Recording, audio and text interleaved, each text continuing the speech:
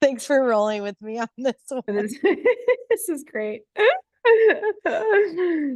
glad I I'm love not, it. I don't have to control it. It's confusing. Oh, okay. So Yeah, there's there's people people here. today. Amazing. Let's go. Woohoo! Snaps. Wait. Everyone gather around, gather around. Okay, cool. We're watching it. I love watching this in real time, seeing everybody joining. Also, Oh, it's so funny that we're like, we just had to start the webinar. Okay, thanks for waiting, everybody. yeah. Yes, it obviously, it's your girls here, Mary Droppinz, and I'm LPGOB. so happy to have LP here popping on today. The queen of Femme House here. So it's an honor to have you in this. Thank you, Alyssa. Uh, We love that you're the head of all of our DJ programming. You were the best. I got so many, actually, I had quite a few women come up to me and tell me that they've taken your workshops during Miami Music Week, which was really cool. I Yeah, love that. it was really cool. Yeah, it's honestly been so rewarding. Every time I'm in class, everyone can attest. I'm like always just talking about how much being a part of Femme House and being like finding my purpose here with as a DJ instructor too has just been super So cool. fulfilling. Oh, you're so good at it. It's like another Yeah. way for you to share your light, which is awesome. Yeah. So I Which is just why want to you make do that. sure everyone can people send messages in here? So Could there's see a your there's a message. Q&A that I would if you have a question, like maybe we can, chat through B2B etiquette, and then we can open up the Q&A. And then people throw in your questions in the Q&A, and then we can go through and we can answer them. Okay. Okay, sweet. Perfect. All right. And then I just want to Oh, make but sure also, everyone's oh, you are recording. Good. Okay, cool. yeah, I just want to make sure everyone has the link to get in. I want to send one more link out to the Telegram community. We got some awesome people from FemHouse joining in on Telegram. And I wanted to The send Telegram isn't an actual thing right? Is it? That's not like a new app that I don't know about. no, it's been around. Wait, Telegram The is an actual thing? yeah. What is that? So it's an app, it's a messaging app, and you can create like channels. It's almost like a Discord DM, if you will, like for everyone to join in on. And mostly it's been a space, I think, for like people with crypto or in Oh, finance, like just or like underground, just like news or anything like that. It's just like all there's different chats and stuff about it. is it So I through just Discord? no, it's its own messaging app. Oh, And okay, so I okay. just made a channel in it today and it's popping off and I want to make sure That's so the tight. friends that have joined are able to get access to the link here. Um yeah, we sent it. Okay, yeah, I'm gonna ask it. All right, sweet. So we'll send that link there. I'm telling Lauren we're good because I had a bit of a technical difficulty. Apologies to everyone that was waiting. First, thank you for but I feel like is the chat I want to make sure Mhm. because I usually everyone's able to chat in the chat and just Oh, is the say Q&A different than the chat? Oh, would you rather use the Q&A or the chat? I like to have the chat so that people are able to, say where they're from as well and Cool, everyone can like chime in. cool. And then we can do Q&A in the end. We'll go tap in later and go through each question or whatever, but awesome. Okay, cool. Where are you at I am today? home. I'm in Austin, Texas. I leave tomorrow morning Ooh. to go to have a tour in Mexico. I'm there for like 2 weeks. But I've got to be home. I flew in from Miami Music Week. I feel like today's the first day I felt like sort of maybe a normal person, maybe question mark. I've only cried one time, so we're doing good. We're Where in doing the world good. are you? I'm at home as well. I'm just gearing up to head back on tour. I took last week off. I admit I wasn't having FOMO of Miami Music Week. It was really nice Dude, to it- chill. it's every time. I'm like the last few years I've been, I've on the other side of it, I just feel like I was run over by a bus, and I felt like that tenfold this week. So good for you. Good for you. Yeah. I was missing you down there. We had some amazing Femme House events. That was probably the highlight for me, our Friday. We had a full Femme House Friday. We did an event with Meta, and then we had our own at W, and then we did one with Spotify, and those were wonderful and spoke a lot about you. Oh, It is a hard recovery from that week. yeah.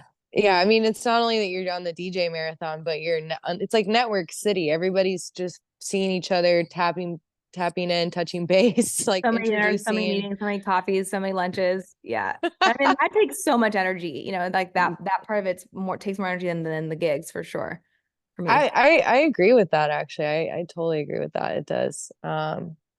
So for with everything that you have coming up and how is like balancing with your health and everything? Balance who's she? Um, I am still really bad at that. Yeah, I'm still really, really bad at balancing. I have no tips or tricks.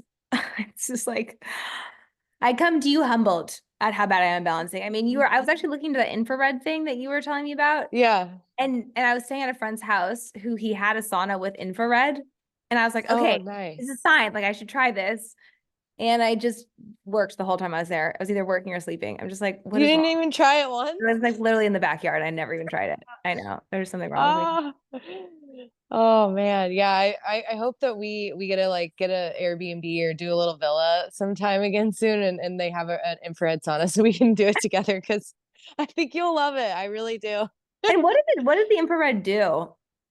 For me with the infrared that I love is like it's good for just kind of like anti-inflammatory, just good for your skin, sweating out, detoxing. Yeah. Just we're always flying, we're always around so much energy and like smoke even and stuff, and just Yeah. like it's been a nice, it's like the red light itself, it's kind of emanating like what the sun does, like that red light that Oh. comes off it. So the benefits that you can get from the sun, it's like you can get an infrared, and often we don't get sun because we out here in the nightclubs and we're sleeping in I the came day. from, I went straight to Miami Music Week from a week long tour in Europe, and I didn't see the sun. I didn't, because my gigs were like 3 to 5 or 4 to 6 or whatever. And then I would get straight on an airplane, and then it would be overcast or whatever. And then when I would get into the hotel, I would sleep, and then I wake up at night.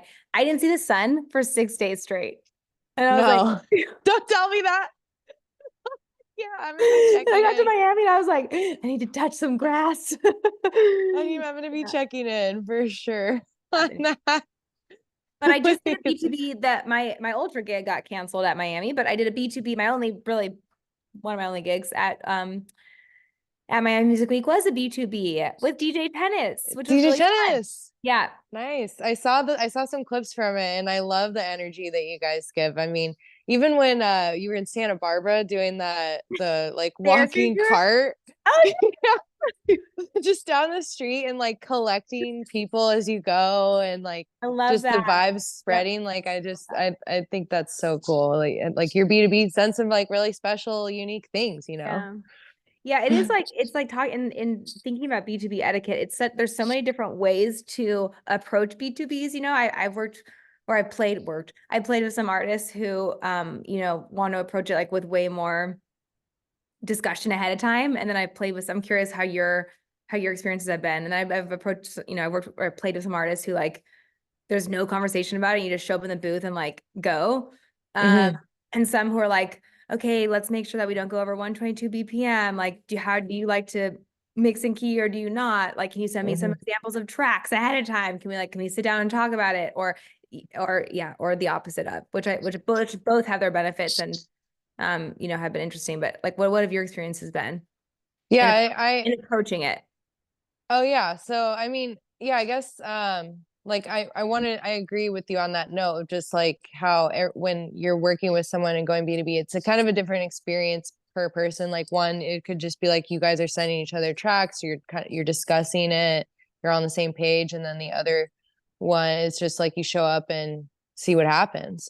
And I feel like my approach is when I in the last few B2Bs that I've had they were planned. So it was like all set up, everything we knew we were on the flyer, we were doing it. I just, tapped in, just seeing how they were doing. I let them lead. Really, I was like, I want to see what they're most comfortable with because I'm just more of an adaptable person. So if they're like more comfortable wanting to talk it out, or if they're just like wanting to vibe, I'm super down for that. So I just I kind of like, totally can see that being your approach. Yeah. Yeah. yeah, I just Easy for I your feel both. them out. I want to read the room a little bit with them. Yeah. And then if they're down to jam it out and talk about things through, like I'm excited to do that. Sometimes I've created like drop boxes and sent my playlist that I'm going to be bringing, and then they can kind of go from there, or just discussing like the vibe that we want to pull off, or if there's certain genres that we want to do, or that they're not comfortable playing, stuff Yeah. like that. Yeah. I feel like it's But like it also kind of depends on like how well you know them personally, or like how well you mhm, know them personally and musically. You know, sometimes those are the same, sometimes those are not. But I like obviously like with tennis at this point, I played with him so many times and I know him so well. And we showed up at Elro at 4 a.m. and he actually literally showed up. We started at 4 and he showed up at 3:59, maybe 4:02. We just we're gonna go, go into it. Like a longer set, I usually like to start. I like to do like if you have like 3 or 4 hours, I like to flow into it like with longer intervals. So like maybe, you do 3 and 3 and 3 and 3 and then 2 and 2 and 2. And then like at the end go 1 1 1 1 1 1. yeah, Um I kind of and I thought that we would do that at Elro and we just it was the energy was so high and intense and frantic at that point at Factory Town that we just went 1 and 1 and 1 to keep the nice. energy high. But I like when you have a longer set and you can kind of like then also learn about the person that way. If they're playing 2 to 3 tracks, you can like learn more about their style and have it flow a little bit better. Yeah. I think that would make sense too for like when pairing up two artists that might not necessarily be in the same genre or whatever, but they're like they kind of have the same community or they're in the same party, and it would be a cool pairing.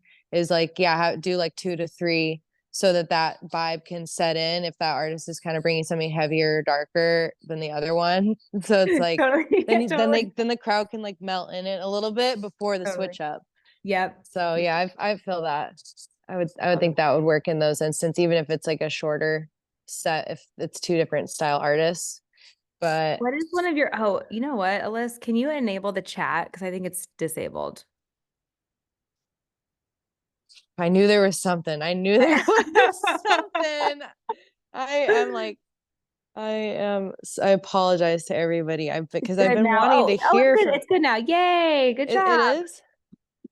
Someone Yay. helped. Oh, because I felt Yeah. everyone's energy wanting to speak and share and jump in and say hello. So Amazing. okay, Yay, welcome. it's all there. What is one of your favorite B2Bs and why? So I would say one of my favorite B2Bs was recently, and it was with Flava D at Was Friendship sick. Cruise. Yeah, it was for because it was a surprise pairing. I didn't even think about us ever B2B, and I didn't even think it would even be in my sphere because she's, UK artist. And so that pairing around when that happened, it was magical. And actually she was one of the first DJs I ever saw in LA like 9 years ago at one of my friends' like underground parties. No way. And she super inspired me to get extra technical as a DJ because she was going in, cutting it up, like going wild on there. And I was just like, whoa. That And is so tight. yeah, so it was like a full circle moment with it. But then playing with her, you don't have to say much. And she said the coolest thing when I was about to go B2B with her. She's like, I'll have you lead the temple. I'll follow. And I was like, ooh, okay, Oh my, cool. I just Like, had so goosebumps. I was running. She's like, you lead the tempo, I'll follow. And so that just gave me like, cause I look at her as a legend. I'd seen her 8 years ago when I first started, Sick. and she wanted me to lead. So I was like, this is Well, dope. what a cool thing to remember too, as you step into your full power in this spot, how to like treat, when you're working with like maybe a younger artist or whatever. What a cool thing to remember to like Yeah, give them that power. definitely. It was very memorable for me. What about you? What would you say one of your Um, highlighted ooh, feelings?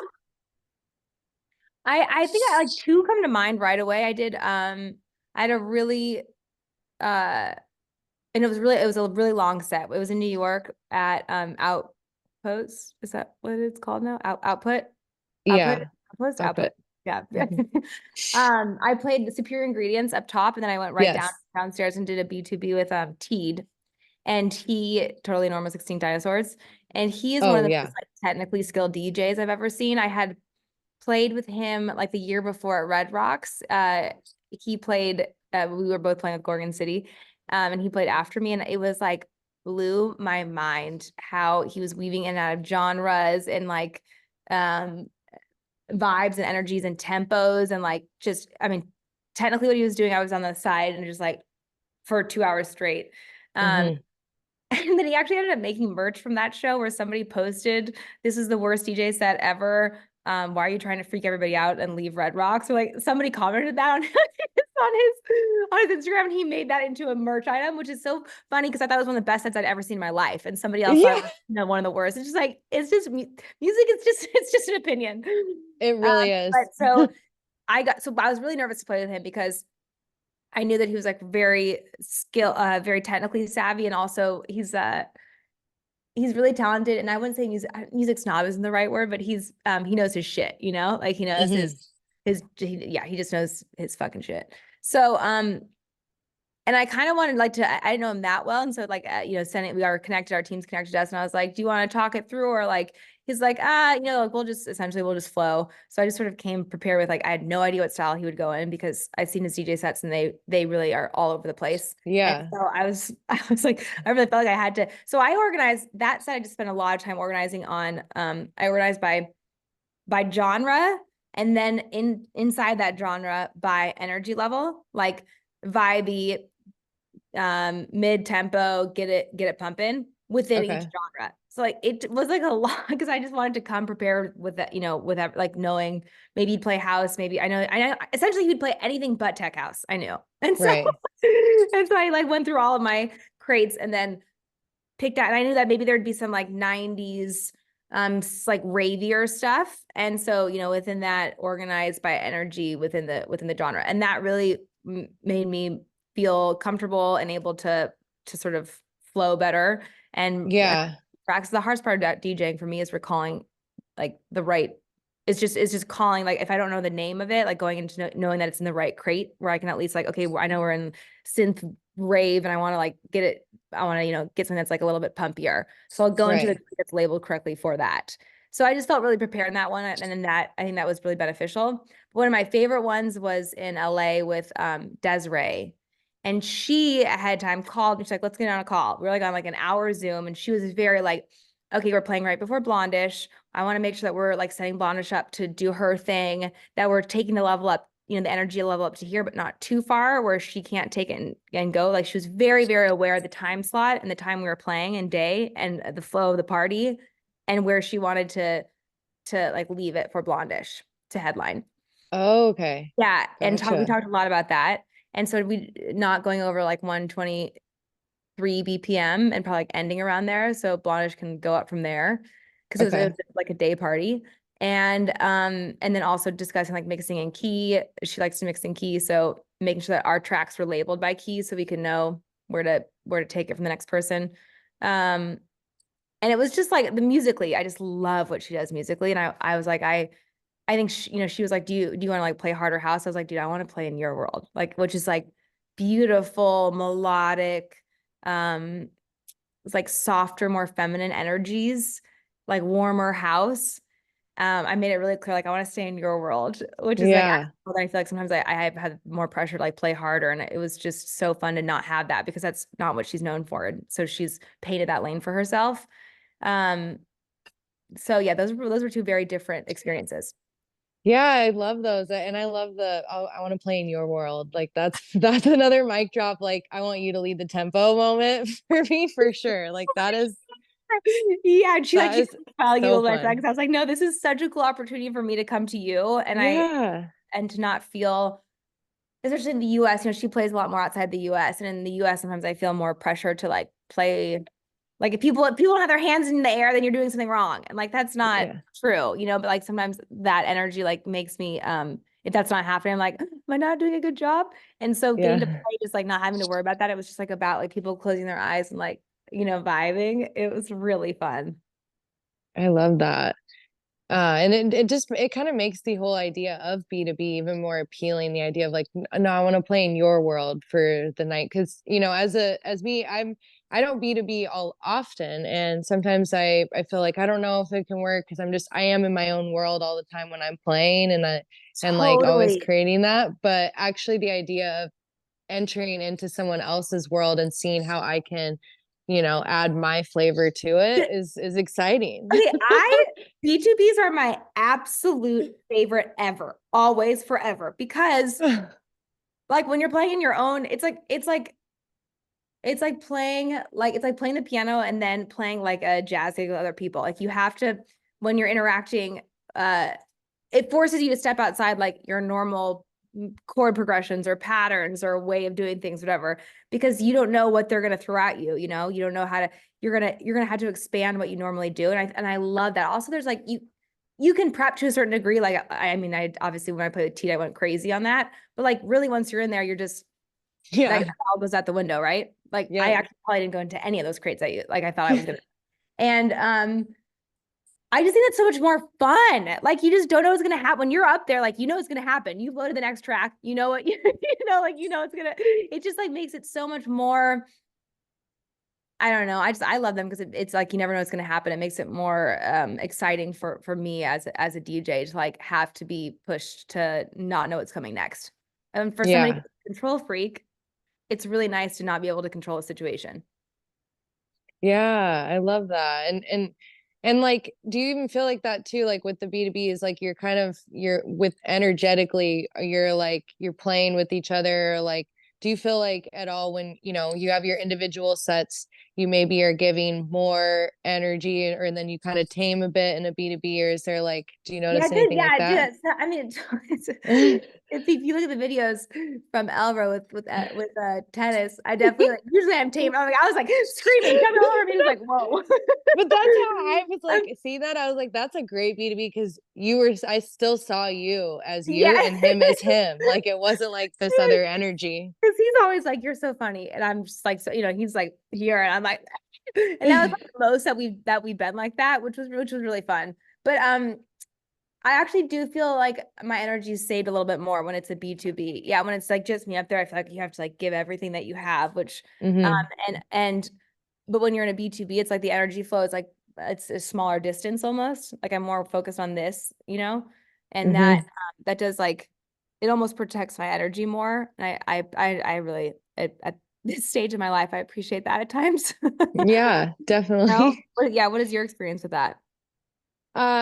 Yeah, because I mean, I'm still a little bit more on the fresher side of touring and getting out there. And so, you know, there's obviously the thoughts in my mind of like, well, I want to play my set. I don't want to play, you know, Yeah. something else. But then in the last year, after I played that one with Flava D, and it felt like, okay, I could still totally be me. And she, you know, like energetically in the genres that we were playing and the way that we play, like she was doing the same stuff. Like we were able to find that together. So I think it was just a matter of like experiencing a good fit moment like Yeah, that to for me totally. to see. But Yeah, as totally. yeah, and like as I love playing multiple genres, like there's times that I'm like, you know, I do miss playing more my deep house and Do lower you? BPM. Yeah, I mean that was what I was into first. I I know. think it's sexy stuff, but Do you feel like uh, would you like if you were to go play with like a more house focused artist, would you pull that out? Pull those tracks out of your record box and play with them, or would you like what is the middle ground between acid breaks and melodic house? yeah, I feel like I mean I would bring more of my old deep house stuff to play, especially if I was playing with someone who's on more of the melodic side. But if it's more like energetic, upbeat house or stuff like that, I would bring probably more like garage, Oh, cool. UKG, because it does have a lot of four on the floor, which works great with that. It's still Mhm. the same. It's maybe a little bit faster BPM, but some of it does sound good slow down. But maybe we Like would what when like I what would BPM level are you at normally in your sets? If it's just a Mary Droppin set. I'm probably between 130 to 164. Do you go through that range in one set? Yeah. Shut up. Yeah. You'll start at 130, you'll end at 164. Yeah. Or I'll Oh like my God. end back down low. Yeah. That is shut up. That is so much harder than house artists. I'm like, I'm at like 125, give or take a few. We're good there. But now what's happened is because like that genre has your music has become more and more popular, I think. Now when I'm showing it up to sets, it's like people are like starting at 130. I'm having to like Hmm. really sort of push my tracks to get up there. Like I Hmm. like straight house artists. Like I feel like a pump and club hour, nobody's going below 130 anymore. But what is so crazy is I've been to many of your sets and I have gone the fuck off.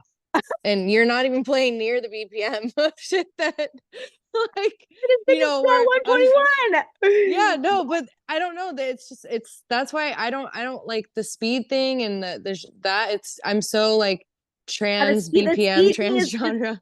it's like there's like a speed war. Like there was like the loudness war, mastering, and now there's like a speed war. We're getting everything is so getting so fast, it's wild. And but it's so interesting to me is because I don't feel so much different and I do with its like energy like the type of track, say it's listening to like hardcore techno at a fast speed. I feel when I'm in those places. We've been in there. Remember when we had that hot dog? We've been there. Like, that is questionable. Oh my God, But I love you so much. We have been there. Energetic, it does something to me that makes me need to run outside and eat a hot dog, maybe. Yeah. yeah, we were having some hot dog to some hardcore, hard dark techno. And we were like, we were sitting there like, it was different. It was There's tough, something for everybody. There's so like Yeah. I'm sure Xander was out there getting it in that hard techno. It definitely does. It's it's not for me, but you can see. I mean, like fuck, look at Teed set. I was like, this is the best set ever, and then somebody's like, this is the worst set ever. Right. But It's like so cool. you can feel that in that BPM. Like it's just a lot for some people for in some ways. But I've played a bunch of like it's almost like juke and stuff at 160 or like some hard house or Mm, even D&B that's like that I'm chilling. It's like a vibe. It's not like so intense. So it's just for me the speed is so interesting because I feel like totally.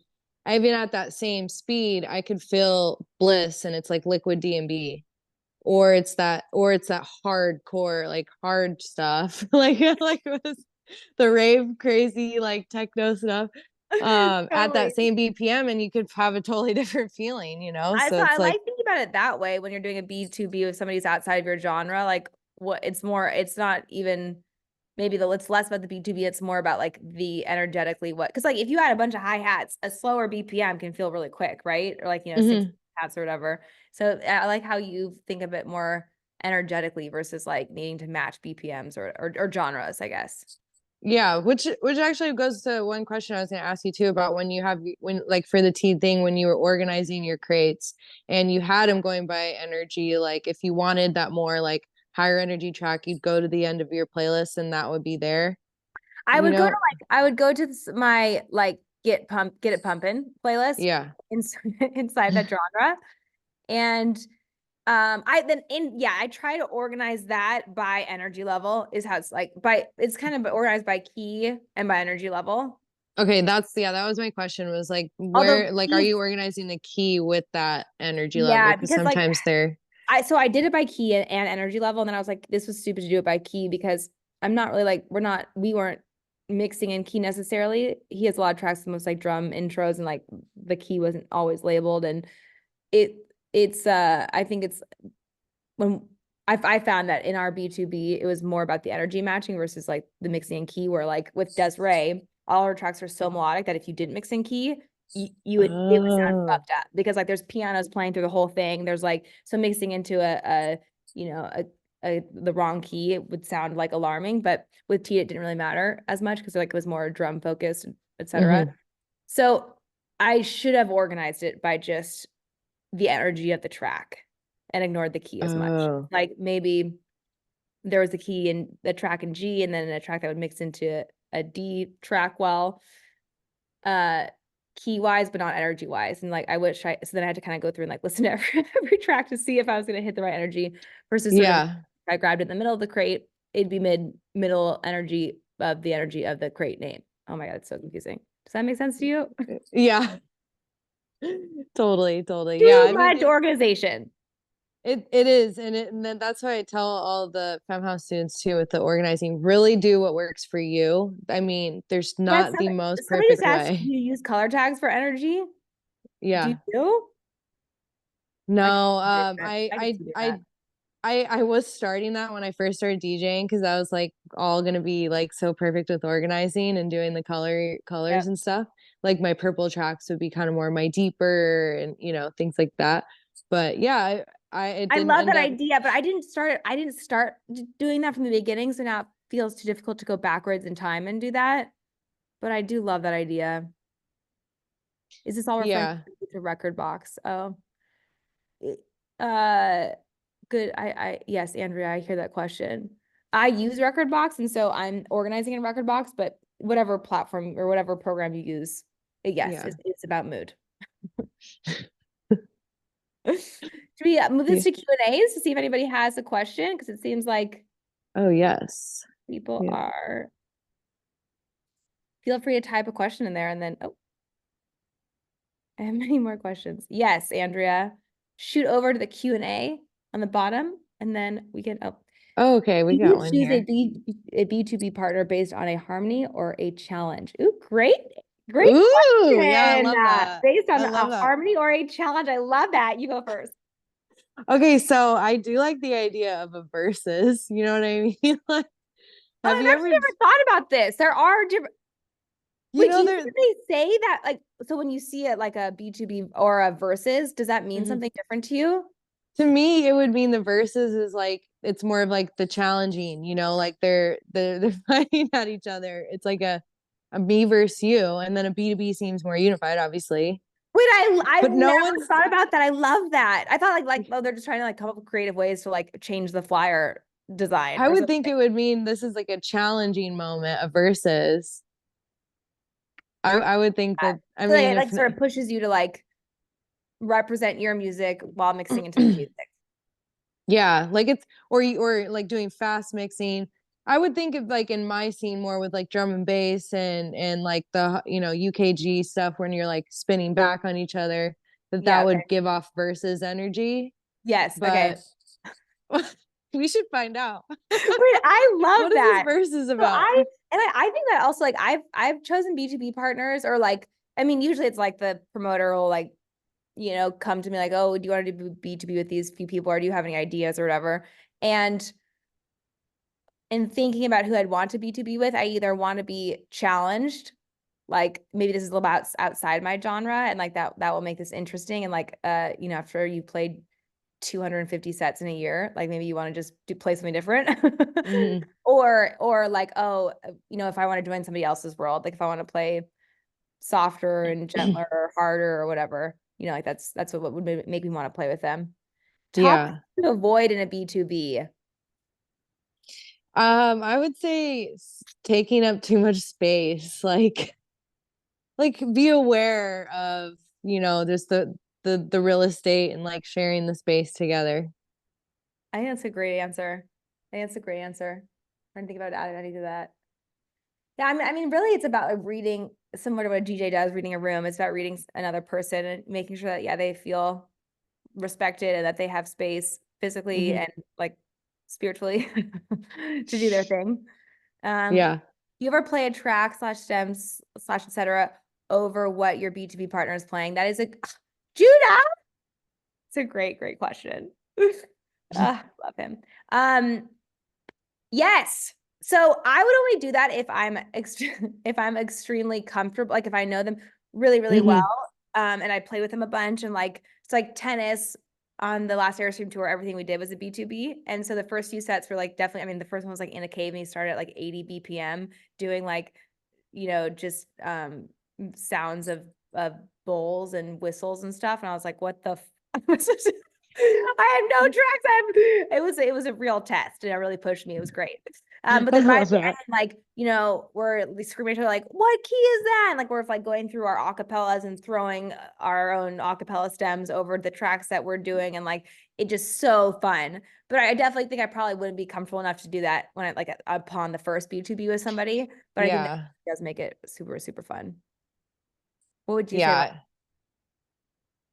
Yeah. I would say it's definitely about how close you are with them, especially like if it's someone that I've even collaborated with, like we've worked on music together too, like if we're B2B, like I would definitely be, playing a little more comfortably or yes. dropping something and doing something to kind of get them Yeah. like laughing, Yeah, because you just, yeah. them. It's really out there making her laugh too. 100%. Does having more than two CDJs make B2B sets easier? Absolutely. Oh yeah. A B2B with only two CDJs, so you only have one CDJ to like as they're playing a song, like digging through your one CDJ, and you have a few minutes to find that track, depending on what genre you're in. Definitely makes it more challenging having two, because you can be, especially if they're like, if you're going one track to one track, you only have like 2 to 3 minutes to find the next track once you hear what they're playing. And if it takes you a minute or two to know what they are playing and what that vibe is giving off, yeah, it's definitely more challenging. I would always prefer four, but you can, I mean, there's a fun challenge in just having one CDJ for each person. Yeah, definitely. It is so much nicer to have extra CDJs when playing Ooh, B2B. this is such a good question from Blue Jade. When they are playing their tracks, are you completely hands off? Do you add effects if they're vibing or doing something else? Vice versa, are you okay with them adding color effects and such while your track is playing? Blue Jade is clearly a DJ. Um, this is a great question. I'm curious how you answer it. So I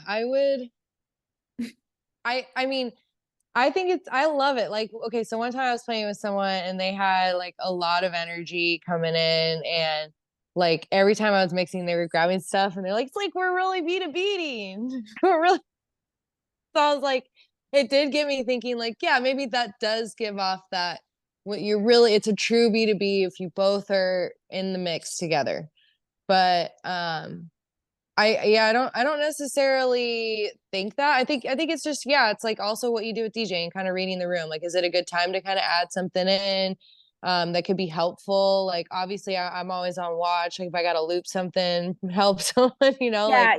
It's like that. I think that would be the case where like you could kind of overall say the safest play in that is like if they're mixing in and you sort of see that your track is, your track better than they know it, the one that they're mm-hmm. mixing into one of your tracks, then Yeah, like I'll loop, like if I know that the outro actually is like isn't just drums, like it adds some like extra like ARP synth that has key information and can be harder to mix into, then I'll loop before you get to that section. yeah, Um, or if I see that the track is about to end and they're still like kind of mixing in, like I'll go like to loop it, and if they feel like I want the track to end, then like they'll kind of like put up a hand sign is what I feel will happen. But usually they do want you to loop it if they're like in the process of mixing in. So that's when like I do kind of jump in there. But it's like I'm jumping in there on the lane that is still my track. I mm-hmm. think I think similar to your answer, I mean, I love like on the V10, the color, is it starts with an S, it's not the reverb, the shimmer knob. I love adding shimmer to builds. Oh, And so, and you can see in the waveform, like ahead of time what's building. I would sort of let them do their own effects, but if you're really comfortable with each other, I think that you can sort of read that person and know what they like or what they don't like. I was something that's really special with tennis, like because we did so many B2Bs together. I'll like be playing a track and then I'll go to the piano and then he'll go into my track. And as I'm playing around, he'll like loop my track and unloop it and like play with me on the piano, sort of. And or he'll like oh, record a piano loop into the DJS that we have. And then he'll like be in my track looping and unlooping. And like I'm sort of just like seeing like, oh, I have an 8-bar loop that now I can like sort of build. And then he'll be like, okay, I'm gonna unloop it. And like we know that's when the drop's gonna happen. So he's like all in my oh, track as I'm playing the piano, which is that is so fun. sick. Because I don't bring the piano into B2Bs because that that's just another complication. But with tennis, I always do, because he's like, oh, come, you bring the piano, like I'll loop things. And in that way, he's like all up in the track. And sometimes I have to be like, wait for the drop, because I like leave it for the drop. It's like such a great drop. But mostly it's like I love when he gets in there. But I think you just have to be, that took us like 15 B2Bs before we got there. Right. That's so cool. I love that. It's like a live B2B. It really is. Yeah, like truly. And like I have no idea what's about to happen. And he like maybe doesn't either. It's so fun. Oh my God, there are so many questions. This is great. Yeah, that's okay. We did that one. Okay. There's this one. Can you say more about the 3-3-2-2-1-1 pattern, or are there other patterns you would do if your styles don't mash up as much 4-4-3-3 the whole time? Um, do you understand what's I don't going understand on? it. Sorry, Andrea. I don't understand that question. Can you say more about the 3-3-2-2-1-1 pattern? Shoot. Oh, in the chat, maybe. Yeah. Before you switch. As far as how many, as far as how many songs you play before you switch. Sorry, I understand that now. Oh, okay, yeah. Yeah. So if we had a 4-hour B2B, 4, 5, 6-hour B2B, like having, a 1-hour B2B, you're only playing like 6 tracks each, right? It's pretty quick. And so then I would just go in and I would play one, somebody plays one track, the next person plays one track, and you're going back and forth every track. But if you have, like, 4 hours plus, I would maybe start vibing with maybe just 2, I don't know, each person plays 3 in a row, 3 in a row, 3 in a row, 2 in a row, 2 in a row, 2 in a row, 1. And then like as the hours dwindle down, you get quicker and going back and forth and choosing your tracks. If that makes sense. Yeah, and We like do the I same feel like amount. Like if I played 2, then the other person would play 2. yeah, like it's fair. Yeah, so it's like fair. But I feel like if it is a shorter set, 1 hours, 2 hours, and it's kind of a standard, either it's 1 or 1 to 2, because some people might have certain combinations or 2 tracks that they always love having that work great together, they know, or they have an acapella that they know pairs with this Yeah. track and they do this drop or Yeah. stuff like that. So I feel like it's kind of like a 1 to 2. Two's kind of even normal in a shorter set. It can be that way, but I like the 1-to-1. Yeah, I do too. I Because think like it's that makes just it so you have to you really never know what's gonna come next. And I think that's so yeah, fun. God, after touring and playing this, you have your crate and that's that. And like it's yeah, so fun to just play totally different. yeah. Oh, okay, what's next on the questions? How Questions. I have to go in 8 minutes. So okay. okay, There you go. let's see. How does playing a club B2B compared to playing a festival B2B? What do you think, LP? Because you've had more experience there. Yeah. It really just depends on the club and the festival, but festival B2Bs are usually, festivals in general are like, I think of myself as an artist more when I'm on a festival. Like you're playing your tracks, you're sort of keeping the energy high. It's more about that one set versus the flow of the night, which is how I think about playing a club set. And I think about myself as a DJ more in a club versus as an artist. So I find club to be a really fun environment for B2Bs, just because you can get like down and dirtier. And like the energy flow is closer and tighter versus a festival, you're usually further away on a bigger stage. Yeah, I would agree with that. And I would say, like, if there was an instance at the festival that I like the B2Bs, it's at like a Renegade.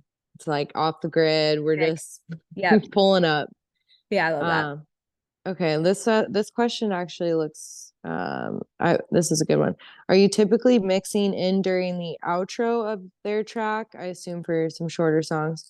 What about longer tracks, 6 minutes? Is it respectful to let tracks build or play out? So basically this Yes, I wanted to that's a good question. yeah, I want to ask you first. Like what's your pace at that? When are you mixing in? Are you Totally. let So I've gotten to the point where this is also like a we could sidebar about this, being a woman and like how men interact in the space versus how women interact. But I usually at this point now I'll say like I'll play in a track. It's like 5 to 6 minutes are usually the average of my track lengths that I have in my crate. I'll put a track in, and if there's like, if on the second drop, I think there's something really special and awesome, then I'll say to my partner, like, let's wait through the second drop. Like, I really want to get to this point, or like, I have an acapella, I want to play on the second drop. And like, I'll just like, I'll sort of like whisper that in their ear. But yeah, because sometimes I've been so excited for that moment, and then the person will like loop the breakdown, then mix in. You're like, so now I just vocalize that. I'll just like, I really like this part, but also, you know, if you're feeling like it's too slow for the dance floor right now and we need to mix out, okay, I respect you as a DJ. Right. So or I'll just ask them also, like, hey, if I'm mixing into their track, I'll just ask them, like, do you want to wait through the second breakdown? And then I'll just, you know, if they're like, whatever, I'm like, great, then I'm just gonna give myself a challenge and I'll start looping in the breakdown and mixing earlier. Okay. Yeah, that I think that definitely makes sense too. Like, Like, even vocally communicate is totally fine if you're also just getting to know each other. yeah, it really is. I mean, you're getting to like, it's like you're playing a game together, or you're cooking together or something. It's like you got to communicate and like have some of that going. But um, and then obviously, with us when we're mixing, anyways, a lot of it's just like off of feeling and muscle memory and stuff. So you got to like give each other space to like do that too. And if they're feeling it, go for it if they got this whole thing. And yeah, I try not to get too like hung up, I guess, when I go into a B2B on my tracks of like I really want to play two drops from it, especially in the faster paced. And Yeah, you definitely have to let go of that. You have to let go of any yeah, preconceived notion you might have of what's going to happen. Yeah. yeah. Exactly. So Yeah. That's a really, as somebody again who's a control freak, it's really nice to be like, okay, we're not hearing that second breakdown. That's great. That's great. Let's go with it. It's a different way to hear yeah. this track, which is really fun because they're gonna mix in completely different how you would mix in. Yes, I think we have exactly. time for Yeah. one more question. I think this one's really good.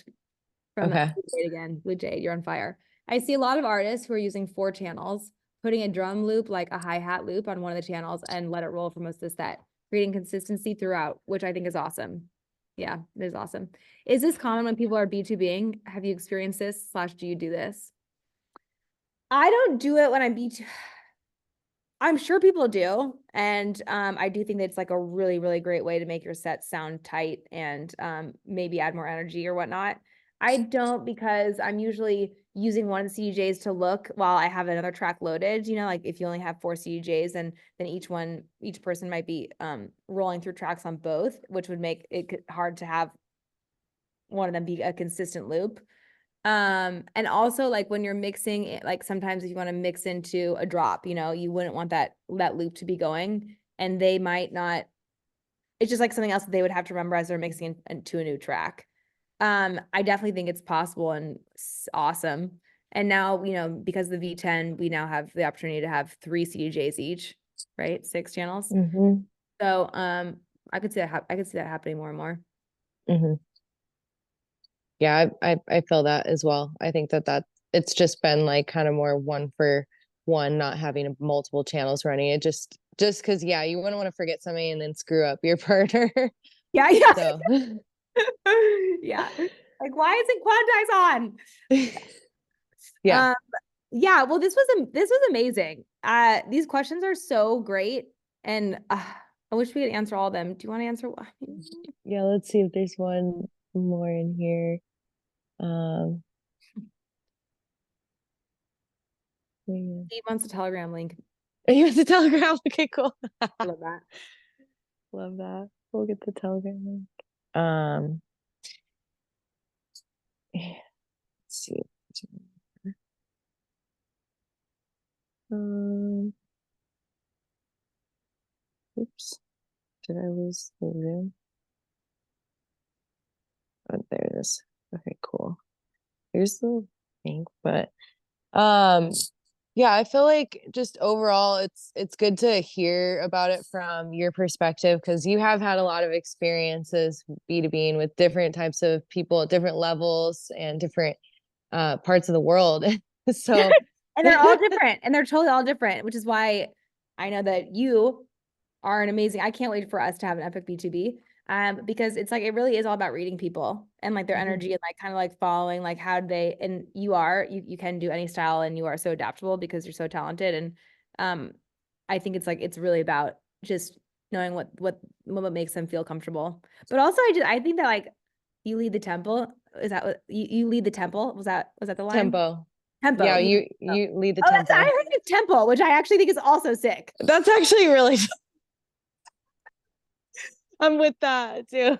The But temple. Yes, yes, yeah, yes. you lead the tempo, meaning like whenever you're ready Yeah. to get faster or get slower. Like I feel like that is like It's cool for a her safe to way to start. yeah, and for her to like acknowledge that this is like I'm gonna follow your lead is really cool. I mean, energetically you can kind of read when that's happening and who is the leader.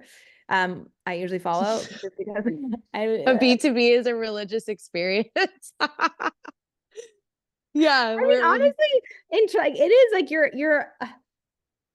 I think I have had like really amazing religious experiences in a B2B because you have to let go more, which is always my problem when I'm DJing. Is like yeah. I'm not letting go enough, and like you just are forced to, and that's I think where the magic happens. Like also where more mistakes happen, but like I mean I'm a deadhead, you know. It's like they had some fucking awful shitty shows because they were courageous enough to try new things, and so I think that's really That's special. true. I admittedly that is actually where I've had fear ever like because I approach everything that I'm doing fearless and I get out there and do all this, but I've had a bit of fear when people have asked me to B2B last minute. It's like I wasn't prepared and that stuff. So I'll sometimes get in my head in a way and it's like I didn't even get to prepare like to prepare for this person. Like I would want to have everything ready and like Okay, which is come with totally my how I used to best. be. And then you have to remember, Mary, then you have to remember, oh wait, I've been preparing for this for the last decade of my life. That is like Every my single set, hurdle that I've I'm been getting preparing over for this this. year. Every single I get technically better every time I DJ. I know my tracks better. I know how to like, then you have to remember, I've been preparing for this my whole life, actually. It's crazy because yeah, even like Destructo at Friendship on the Sunset, he turns to me, he goes, mix in next, and I was just like, I froze. I froze, and I was like, I never Gentle with yourself. I do. think that's totally normal, but also like you are the power. You are the light. Like you got this. Absolutely. Uh, Just like send me a text on the side. I'll be like, I'll just tell you everything you need to know. You've been practicing the last decade of your life. You got this, queen. Go slay. So yeah. excited.